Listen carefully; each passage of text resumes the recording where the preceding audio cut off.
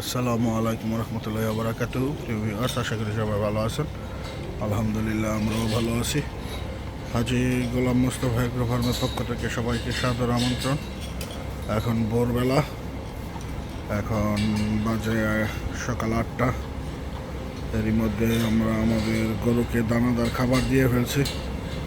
তারা সবাই দানাদার খাবার খেয়ে নিয়েছে। আপনারা দেখতে পাচ্ছেন আমরা আমাদের ফ্যাটেনিং শেডে আছি। আর এইখানে আমাদের গরুগুলা দানাদার খাবার খেয়ে দাঁড়িয়ে আছে।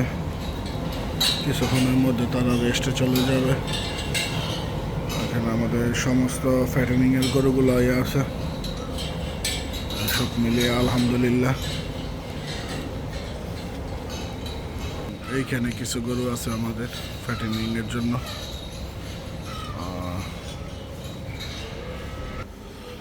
আর এইটা হচ্ছে আমাদের মূল শেডে। এখন সকালবেলার দুধ দহন চলতেছে।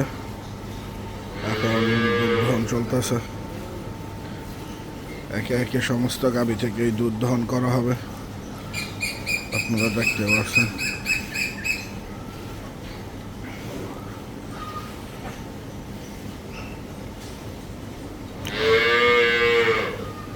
গাভী গরুর শেড আসলে টাইম টু টাইম কাজগুলোই করতে হয়। এই শেডে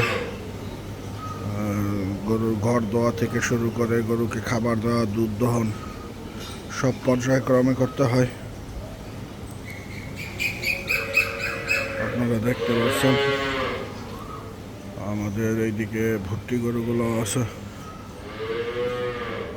এইদিকে আমাদের কিছু বকন আছে, আর এইদিকে আমাদের প্রেগনেন্ট বকনগুলো আছে।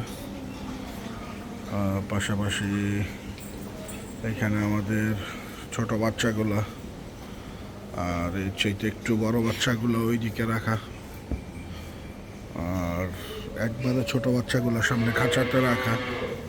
আমরা বাচ্চাকে সাইজ বয়স ওয়াইজ রাখি যেন তাদের মেনটেন করতে সহজ হয়। তাদের খাদ্য খাবার দেওয়াতে সহজ করার জন্য বয়স বেঁধে আমরা আলাদা আলাদা রাখি। এইদিকে দুধ দহন চলতেছে।